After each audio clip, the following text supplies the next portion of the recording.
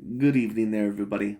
What is happening? Hopefully, y'all are having a wonderful day today. So, when it comes down to it, I thought that I would review this little video that I personally found very particularly interesting. And I thought that, I thought overall that it would just be very particularly interesting for a multitude of reasons. I've kind of already talked on this topic before, but, I thought that I would talk about it again because I thought that there was a multitude of things to bring up that I thought would be valuable to the conversation. But anyways, we're going to review a video by Boxing Eagle, but before I do that, I really kind of wanted to do an intro, and I should have reviewed this video probably about a couple to a few weeks ago when the video actually was released. I just did not get around to it for whatever reason. I ended up seeing it, but for whatever reason, I just didn't end up getting to it, unfortunately. But anyways, I thought that this video was interesting nonetheless, but before then I kind of wanted to make a little bit of a comparison because this is going to be about the Canelo Alvarez versus David Benavidez fight, at least possibly. And what Oscar De La Hoya recently said is that he does not believe, and of course Oscar De La Hoya, for those of you that don't know him, he of course was a former all-time great fighter in that of the sport of boxing. And on top of that, he was the former promoter of Canelo Alvarez. And ever since then, overall, Oscar De La Hoya has gotten certain digs in there, or he's overall, of course, not been as appraising of that of Canelo Alvarez. But, you expect that overall because Oscar De La Hoya pretty much lost his main golden goose and they're not tied together anymore. It is what it is. Do I believe that there is a little bit sometimes of Oscar De La Hoya trying to degrade Canelo Alvarez because he's pissed off that he lost overall the golden goose, that he's the one that got away? Yeah, personally, I do. It just is what it is, but that does not necessarily mean that there is not a little bit of a truth in some of Oscar De La Hoya's statements, at least possibly. But anyways, Oscar De La Hoya, what he most recently said is that he does not personally believe, overall, at least that's what I got from it, that Canelo Alvarez is going to beat that of a David Benavidez. He personally thinks that David Benavidez, with his alleged good jab, and that's not me saying that he doesn't have a good jab, I'm just saying that I need to see it in a fight to where overall it's a little bit more proven. But he thinks that with David Benavidez' size and with his jab, that more than likely he's going to beat Canelo Alvarez. What I'm going to make the comparison here is this. When I was a child, I really overall, and some of you may not understand where this comparison is going, but I promise overall just hang in there. But anyways, when it comes to the comparison of David Benavidez and Canelo Alvarez, because of course there's a lot of people claiming that David Benavidez is this big Mexican monster. And I think that he is a decent fighter, but I think that he has a little bit more proving to go. But just to go with a little bit more of the analogy, like I said, when I was a child, I really actually was not really into boxing whatsoever. It would not really become until I was a teenager, in my early to mid teenage years, around probably the age of 13 to 14, that really I would start to get into the sport of boxing and start watching that of older clips when it came down to it, and then start watching that of the newer forms of boxing. But the main sport that I actually ended up watching as a child, if you even want to call it that, which you possibly could to a degree because it still involves athleticism, is just scripted, is that, of course, of the WWE. And of course, eventually, after a while, when you grow out of the child phase and start seeing overall, what that truly is about, you realize that there's a lot of acting and a lot of scripts overall that end up happening within that sport when it comes down to it. Well, when I first started watching boxing, but not really even boxing, because boxing on the surface really does not seem as brutal out of all the combat sports. But I remember for the first time when we started watching that of the UFC, not necessarily my father, because he was always involved in boxing and MMA, and he grew up overall because he trained in it and he had competed in certain tournaments. It was not necessarily as much of a excuse me, as much of a culture shock to him.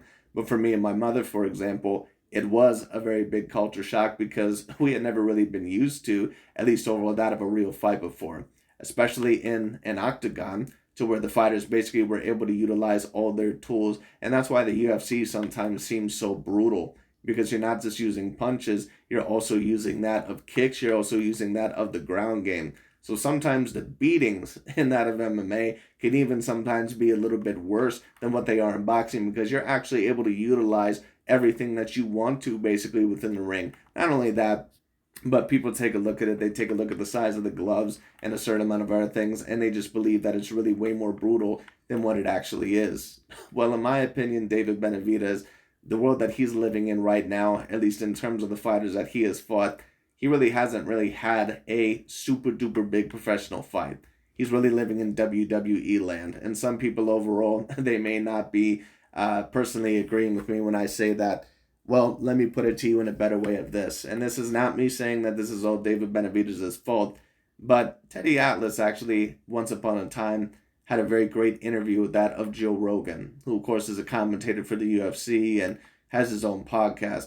Well, Teddy Atlas went on the podcast, and of course, questions about Mike Tyson were asked because that probably is the most prolific fighter and debatably the greatest fighter that Teddy Atlas has ever been a part of when it came down to Mike Tyson. And Teddy Atlas said something that a lot of people actually found very, very controversial.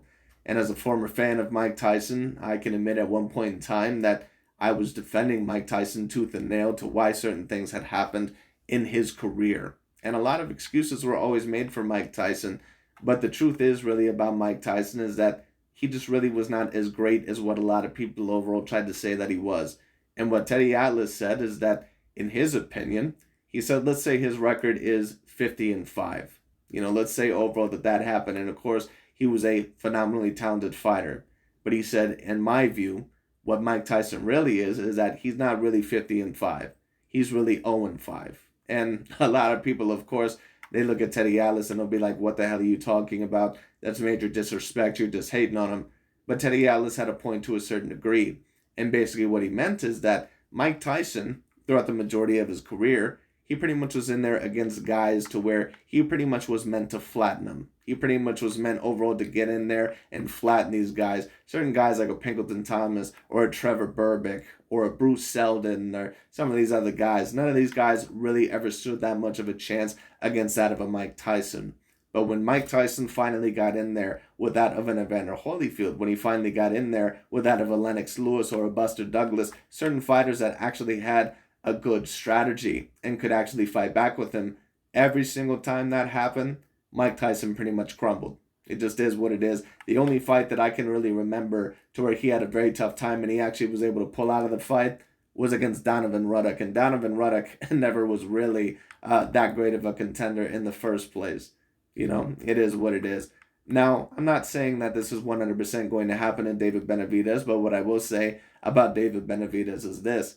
I don't think that he's really been in a fight yet, in my opinion, to where he truly has been able to test his abilities. And there's a lot of people, of course, talking about David Benavidez, especially with these channels and some other ones, because they know that they can use him. But once again, notice that they don't have David Benavidez on the top 10 pound-for-pound list. They have Demetrius Andrade there. They have Jamal Charlo there at times. They have certain other fighters on there, but they don't have David Benavidez because I believe that a lot of them even realize that David Benavidez has a certain amount of flaws. Dante's Boxing Nation and some of these other guys, they even say it as well, even though allegedly David Benavidez is going to completely run over Canelo Alvarez. But even Dante will tell you that David Benavidez does have certain defensive issues and that overall that he does have certain flaws in his game. Well, it's going to be very interesting to see where David Benavidez goes because once again, he's never truly been in a fight overall to where he was not massively favored over that fighter. Whether it be Anthony Durrell, whether it overall be the fight, I believe, against that of, who were some of the other guys that he ended up facing in his career? Ronald Ellis, I believe is the name. A couple of other fighters. And I think that's why David Benavidez, that's why you're seeing him a little bit out of character in this Caleb Plant fight because I think he knows that for the first time in his life, he's actually going to be truly tested in this fight, or at least against a guy that is somewhat proven. So we'll see overall what ends up happening there. But like I said, it's going to be very interesting because right now David Benavidez has never truly been in a fight overall to where he hasn't been decently favored. Well, Canelo Alvarez is from a different side of the tracks. Now, if you want to say that not every single fight that you've wanted to see happen hasn't happened with Canelo, that would be fair. One could argue that he should have fought Charlo and Andrade overall and a couple of those other guys by now. One could also argue that he still has been facing very decent fighters, which I would argue with that of a Plant, a Callum Smith, Sergey Kovalev, Danny Jacobs, etc., etc. Canelo Alvarez has been in a multitude of fights, not only to where sometimes it has been looked at as a 50-50 fight. He's also been in certain fights to where he was not particularly the favorite in that fight. Like against Gennady Triple G Golovkin, a lot of people, once again, especially from these channels, they like to trash Canelo Alvarez because they don't particularly like him. But the truth is about Canelo Alvarez is that Canelo has dealt with a lot of adversity in his career. That doesn't mean that he's never going to lose again in his career. That doesn't mean overall that I'm going to favor him over every single fighter. But Canelo Alvarez is a guy that has had real rodeos. He is a guy that has had real particular fights. He's been in fights to where overall he was not particularly the favorite, or you did not know what the result of that fight was going to be, and he was able to pull out of it multiple times, whether it be against Araceli Lara, Gennady Triple G Golovkin, or possibly even a couple of other ones. Canelo mainly has gone ahead. So that's the credit that I have to give Mr. Canelo Alvarez. Will that happen with David Benavidez against Canelo Alvarez? We'll see what happens. But I just thought that it was interesting. But anyways, Boxing Ego is going to talk about it. Let's tune in. Oscar De La Hoya, ex-promoter of Canelo. Hey, get the payday. You want payday? I know that. Ex-promoter of Canelo Alvarez, De La Hoya, says David Benavidez would beat Canelo Alvarez, and he explains why. Bad news for all the Chupapi Muñeños, the Canelo fan. What up, Fight World? It's your boy, you on the back with the backs. Let's get it. Okay, stop playing with me. Oscar De La Hoya just did an interview where... Once again, Ego, and there's no offense against him, I have a great amount of respect for some of his analyzation skills. But for a guy that overall dick rides some of his favorite fighters as much, like an Errol Spence Jr. and especially a Deontay Wilder and Gervonta Tank Davis, the way that he dick rides those fighters to a great degree, you really shouldn't be calling anyone Papi Chumanos or whatever the hell that you're saying when it comes down to it. You really shouldn't be calling anyone that overall with the way that you dick ride some of your favorite fighters. Because there's no offense against Mr. Ego, but he will show favoritism overall, almost to the point to where it's embarrassing when it comes down to with certain fighters. He was asked, David Benavidez versus Canelo Alvarez, who do you pick? He did not hesitate. He says he would pick David Benavidez to defeat Canelo in a good fight. So he did give credit, say he thinks it'll be a good fight, but David Benavidez would basically be too much. Now, this interview is floating on the internet. Fight Hub did it. Fight Hub TV. You can check them out. And listen, personally, and I've already stated this before, if you personally ask me who do I believe is going to win that fight, I think that if Canelo Alvarez shows up the best version of himself, because if he does face Dimitri Bivol and get dominated again, there's no telling where Canelo Alvarez will be, and David Benavidez is a little bit bigger. But if you have a Canelo Alvarez, even the Canelo Alvarez that I seen against Gennady Golovkin in the third fight, even though he probably wasn't as dominant as what he could have been, and there's a little bit of multiple debates for why maybe that is. If that Canelo Alvarez even shows up against David Benavidez, I don't see David Benavidez beating him. I think David Benavidez has way too many defensive issues. I think that Canelo Alvarez is way too powerful, and on top of that, way too defensively responsible. And as long as he has decent conditioning for the fight, I don't see how David Benavidez more than likely is going to beat him. That was his honest opinion and assessment. I'm just going to paraphrase in my video. He says David Benavidez likes to fight tall. He says that Canelo will always struggle if you have a good jab and you use it. And the funny thing... Well, I would somewhat agree with that because Canelo overall has shown problems with jabs in the past. Now, he has gotten better at it. He's gotten better at avoiding the jab. I've seen it overall in a multitude of most recent fights. Before Canelo Alvarez, he really couldn't avoid a jab very well at all. But he's gotten better overall at avoiding that jab. He's gotten better at defending it when it comes down to it. But I would technically agree with what Oscar's saying there, that if you have a potent jab, that you have the potential to give Canelo Alvarez a lot of problems. We've seen it with Lara. We've seen it with Gennady Golovkin. Probably a little bit of Dimitri Bivol and a few others. The thing that I'm wondering is that where is David Benavidez' great jab? Now, maybe I'm not seeing something that other people are. But in my opinion, David Benavidez, he's never really come across to me as a guy that has a super duper great jab. I think that he has a good jab. I think all in all that the jab gets the job done. But once again, I need to see it in a true fight. I need to see it in a fight to where this guy's actually going to be tested. In that Caleb Plant fight, in my opinion, it is going to be a true test. But it's also going to be against a fighter that more than likely debatably could be a little bit mentally broken. Because once a fighter gets knocked out the way that they did, especially right after the first loss in their career, they're never mentally the same again. Is Unless, of course, they're able to climb back like that of a Danny Jacobs, what he was able to do, or maybe overall like what a Bernard Hopkins or Juan Manuel Marquez was able to do, because they lost fairly early on in their career. And of course, they weren't knocked out early on in their career. They were just, they just lost. But that's kind of my example. There are certain fighters to where, of course, yes, they were able to get beaten early on in their career, but they were able to come back because they knew overall that they had more a little bit later on down the line, or they were able to show themselves that they had more. Like that of a Marco Antonio Barrera. Like Marco Antonio Barrera got knocked out by a guy, I believe, named Junior Jones. But then eventually, he would become a greater fighter. He would beat Prince Nassim Ahmed. He would beat Eric Morales. He would beat a couple of other guys, very decent fighters. But Caleb Plant, I just don't know overall if he's really had that right or if he is going to. But we'll see what happens. the interviewer sounded almost like in disbelief that someone would pick against Canelo Alvarez, especially maybe Canelo's old promoter in Oscar De La Hoya. He was like, "Oh wow, really? You would think that?" And he was like, "Yeah, anybody with a good jab that exercises and utilizes their jab is basically going to give Canelo problems." Now, some would just say Oscar De La Hoya, he's hating on Canelo Alvarez and this and that and the third. But why can't this just be his opinion? He has no ties to. Well, let's also be real, Mr. Boxing Ego. If this was a different situation and Oscar was saying this about a black fighter, would you not be saying that he's quote unquote hating? Because with some of the things that Oscar De La Hoya says overall about Gervonta Tank Davis, we could say the same thing. Well, why can't that just be his true opinion? Now, of course, that's a little bit of a different circumstance because he's, of course, promoting Ryan Garcia, and Gervonta Tank Davis, of course, to him is pretty much the enemy. But Canelo Alvarez, to a degree, is also the enemy as well because it's no offense against Oscar, but it's just very clear all in all that he's been a salty bitch a lot of the times ever since Canelo has left. That's not me saying that what he said did not have a little bit of truth here. And that's not me saying that maybe what he said, that he does not personally believe it.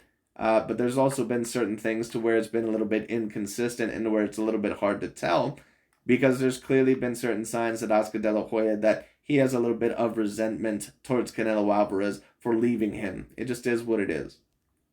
Canelo Alvarez, so of course he's not going to necessarily sugarcoat it. He's not like promoting a person. Like if someone's under. Right, but here's the question because Canelo Alvarez isn't just any Joe Blow fighter overall to Oscar De La Hoya. Canelo Alvarez is his former number one guy. Overall, he's the number one overall former guy for him. So we can't really take a look at it and just say, oh, he's not, promoting him anymore. It isn't like that. Their relationship did not end well. Okay, so once again, we must take a look at it in a different context. It's like if you take a look at Bob Arum and Floyd Mayweather Jr., that's like if Bob Arum said something about Floyd saying like, oh, well, he wouldn't be able to beat Sugar Ray Leonard and all that. You'd have to put a little bit of a caveat on it because once again, Bob Arum and Floyd Mayweather Jr.'s relationship, it didn't end well. Your banner, you're probably not going to hear the promoter down talking that particular person. But that's not the case for him, so he has really no reason to lie and refrain from giving his thoughts on Canelo Alvarez. That's how I look at it. So I think Oscar De La Hoya is just giving his opinion since he has no reason to quote unquote defend Canelo Alvarez. I think he really believes what he's saying. That's my honest opinion. Now, the legend of ego. I do think all in all that he does somewhat believe what he's saying, and I don't completely disagree with what Oscar said either. But once again, when we talk about it, a lot of these channels, especially these new media channels, they always love to discredit Oscar De La Hoya when he says something against one of the fighters that they like. And they love to say, oh, he's so biased. But then when they say something that he agrees with, they're like, oh, well, why can't this just be his honest opinion? And don't get me wrong. Sometimes, everybody can have a good take and everybody also can have a bad take as well. So there's certain people that'll have a really bad take that one day they'll have a very good take. So that doesn't mean that you're always going to disagree with that person 100% of the time. But I just find that very interesting that, Ego's saying, well, why would he have any bias because of this and this? Well, it's very obvious why Oscar might potentially have bias because Canelo Alvarez was that one guy that ended up getting away. It just is what it is. Damas is growing immensely. The ego Stradamus, everybody knows these are the predictions, these are the things, my thoughts, my statements, what I put on wax. See, a lot of people, they'll wait till something happens, and then after that something happens, they'll claim to have known about it. But that's not what I do. I told you before. No, actually, that is sometimes what you do. Uh, don't get me wrong. That's not me saying that you don't have decent predictions. That's not me saying that you don't overall have good analyzation skills. But no, at times you have done that. The Bevo fight happened, before Bevo beat Canelo, that I thought it was the end of an era, end of the Canelo me era and all this type of stuff. And with Oscar saying this, to me is now suggesting that, because when Canelo was on his, let's say, his best run, you would be hard pressed to find anyone outside of myself publicly that would pick against Canelo in these circumstances. But No shit. What people overall don't understand, once again, is that when an athlete or when someone very, very popular seems to be at a little bit of a low point in their career, that's when all of a sudden you're going to see people that truly feel about them in a certain type of way. That's overall when you're really going to see them say something. You're not going to usually see them say something when everyone adores them and loves them and they're at the top of the game, because they're mainly going to look like a fucking idiot.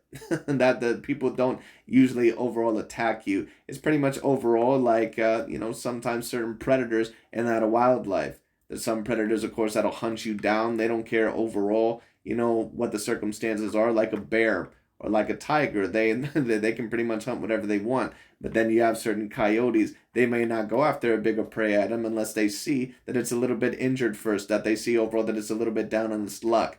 So that's when all of a sudden people are picking against Canelo Alvarez. No shit. That happens with every, elite athlete all the time. It just is what it is. That's just a part of it. But the big question is about Canelo Alvarez. Is he going to be able to come back? First of all, is he going to be able to beat Dimitri Bivol in that rematch? I'm not too hopeful of that, in my opinion. I don't think that, in my view, he's going to. But we'll see what happens. And then the next question after that is that, how is he going to be once again at 168 pounds? Is he going to beat David Benavidez, Jamal Charlo, Andrade, or some of the other guys there? Well, I need to see first how Canelo Alvarez is after that Dimitri Bivol rematch. Canelo's vulnerabilities have been on full display. People see it, and that's the reality of it. And I think people start to see some of the desire, some of the passion, some of the vulnerabilities and flaws that Canelo's really always had, but they've been on full display, and people are losing faith that Canelo will be able to get it done. If you ask a lot of people, they would say Bivol beats Canelo if it's a fair fight where there's not too many stipulations and stuff. Bivol will beat Canelo again. If he fight, Well, right, but what are you truly saying? That's like almost taking a look at the most recent Alexander Volkanovski versus Islam Makhachev fight.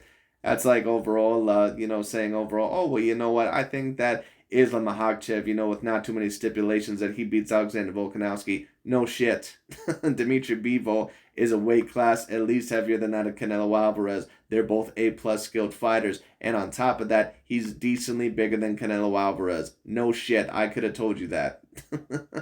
Now if you're talking about Jamal Charlo and David Benavidez, that's when you really have a point. If you're trying to debate the end of Canelo Alvarez, you don't really talk about Dimitri Bivol possibly losing because, he might be able to possibly lose that, but his more natural weight classes are around 160, 168 pounds.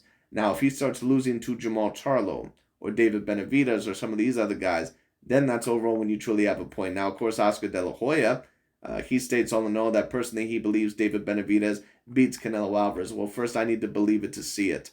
I need to see it to believe it.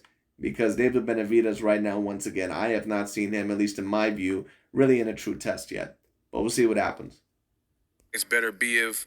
And personally, in my opinion, Canelo Alvarez, he's just a completely different story than that of an Andrade or that of a Charlo. Because Andrade is very, very inexperienced against that of real top-level competition. The man has never even fought a legitimate champion in his career.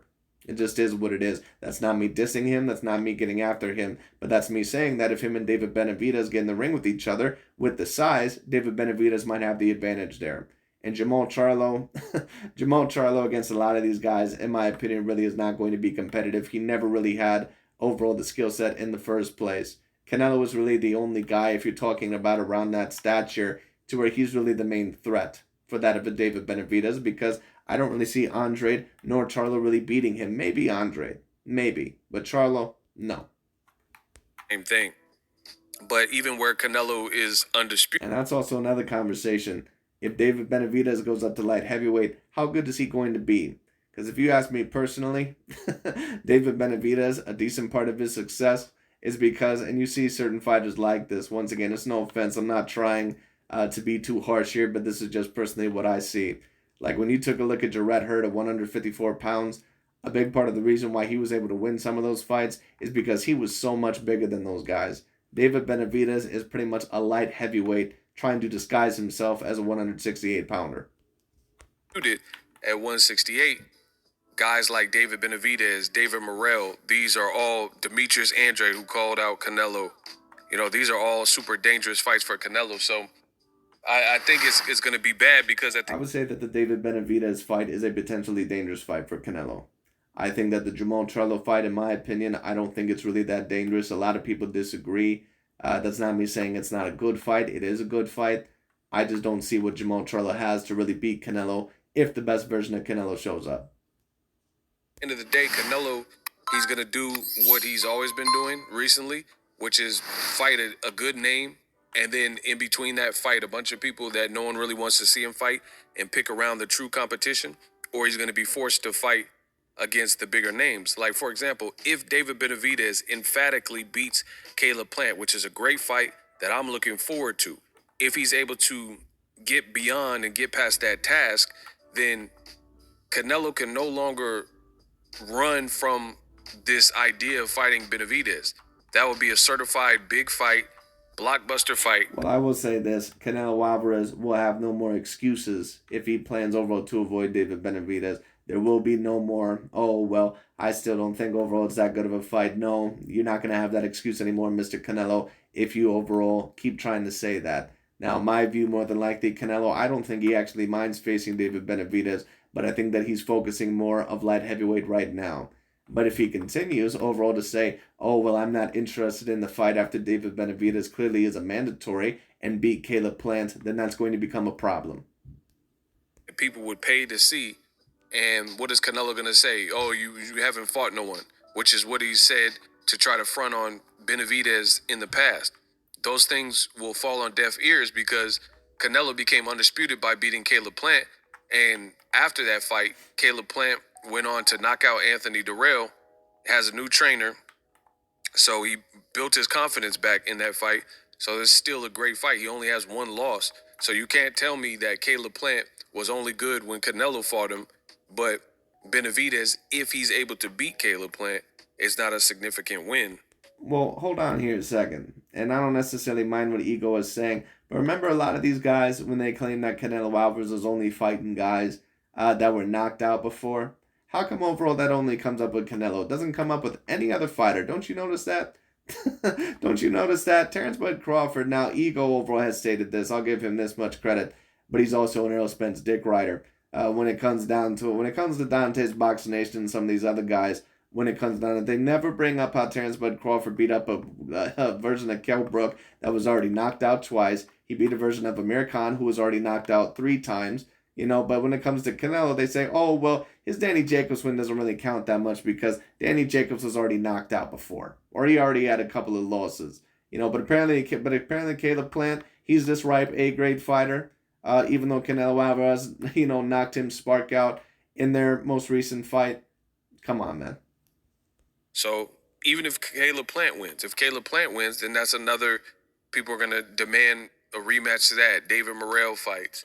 If Caleb Plant overall wins, there's really no reason, in my opinion, for a Canelo Alvarez rematch because the same exact thing is going to happen. It is what it is. Anyway. But of course, that being said, overall, Caleb Plant will be a mandatory. So that will be up to Canelo Alvarez on whether he wants to take that fight or not. Caleb Plant will have then worked himself back up the ladder. So the way I see it is, it's just overall looking bad for Canelo because it just looks like people are losing faith that Canelo can get it done and pull the trigger with some of these fights. Oscar didn't. Right, but overall, that happens once again when certain athletes tend to be at a little bit of a weak spot in their career. Same thing happened with Tom Brady overall, right before he moved to the Tampa Bay Buccaneers. Now, this is not me saying that Canelo Alvarez is not going to go down. I don't know what's going to happen when it comes down to it. He could be completely done within these next couple of years. I have no idea. But I do know that Boxing Ego, that he mainly is rooting for Canelo's overall career to mainly be down because, once again, they don't want this guy to be the number one pound for pound fighter. That usually is the main motivation. But the question is, overall, is Canelo mainly going to lose these big fights? Is he going to lose the Dimitri Bivol rematch? In my opinion, he is. I just don't think that light heavyweight is the good division for him. But the bigger question is, will he continue to lose against Jamal Charlo, David Benavidez, and Andre? Because if he can't even beat those level of fighters, Canelo Alvarez might as well retire. Mince his words. He didn't sound like he was on the fence. He sounded 100% sure. The other thing why this is important is because Oscar has spent time with Canelo. Of course, he was his promoter. So maybe he's seen something in the sparring, or maybe he's always seen these things that Canelo showed as vulnerabilities, which I do believe. And now he's just. Well, listen, what I'll state is this. Canelo Alvarez, in my view, doesn't really have many vulnerabilities. And some people may say, oh, you sound a real bias. No. Well, Canelo very clearly is an all-around great fighter. Now, when you talk about his vulnerabilities are still overall, yes, sometimes he does have a problem with the jab. At times, his footwork is a problem. And on top of that, his stamina can also be a major issue as well because he's just never had elite stamina, and he's never going to. That's a big part of the reason why he lost to Dimitri Bivol so badly, because his stamina was so horrid in that fight. It was really horrible. So he's going to have to be better and lighter in that rematch. Expressing that. So he might have some. And this is also, once again, a lot of people are not going to agree with this. Canelo Alvarez is a greater and a better fighter than what Oscar De La Hoya ever was. People can get mad at that all they want to. Oscar almost never won any of the big fights in his career. Never. He never beat Felix Tito Trinidad, did not beat Sugar Shane Mosley, did not beat Floyd Mayweather Jr., barely beat Ike Corte. It just is what it is. Oscar De La Hoya, when you talk about a lot of the bigger fights in his career, he did not win them. Period. Point blank. Knowledge firsthand, checking in on Canelo's gym and seeing he always struggles with certain people. And Now, that does not mean that Oscar is not correct in some of his assertions. But once again, this is just my view. I think that Canelo was greater than what Oscar De La Hoya ever was, and better. That's just my personal opinion. I think he's better defensively. I think overall that he has better head movement than what Oscar did, overall when it came down to it, and I just think that he has higher boxing IQ. Because Canelo, once again, I've seen him in certain 50-50 fights against multiple styles, and he's been able to handle them. Whether against Lara, even though he had a great amount of problems, of course, Gennady Golovkin, or a certain amount of other ones. You know, what Canelo has showed me is that unless you're a guy that has A-plus skills and a decent size advantage, like a Dimitri Bivol, or if you're pretty much debatably the greatest fighter ever, and that of a Floyd Mayweather Jr., that yeah, he can lose those fights. But he's pretty much won a lot of the other great fights, even other certain fights that certain people didn't even think he was going to win. Or that he thought that, people thought they were going to be very, very decently competitive to where he may lose. He was able to win those fights. Said the same thing. Like, you look at Canelo, he gets all these black fighters and puts them in camp with him, but then he rarely fights these level of black fighters as a pro fight. For example, he'll have Ronald Ellis and Rashidi Ellis in his camp. He'll have Curtis Stevens in his camp and different, just various people in his camp. And then when it comes to prime black fighters like Jamal Charlo, guys like Demetrius Andrade, he could have fought him in at least 3 divisions now, 154, 160, 168, and he still ain't fought those same people. But you'll keep them in your camp as sparring partners, right? Then there's styles like David Benavidez and Beterbiev and David Morrell. Well, I will say this. Canelo Alvarez is going to have to fight those guys eventually. I don't think it's as big of a deal now because Canelo has still been fighting guys that, in my opinion, are still very clearly A grade. And I think that Caleb Plant, when he fought him, he was pretty much around the same level as a Charlo and that of an Andrade. And some people are going to disagree. Listen, Charlo showed me everything that I needed to know against the Matt Korobov fight and some of the other fights. He's just not a guy, in my opinion, that is the elite of the elite. He's not the creme de la creme.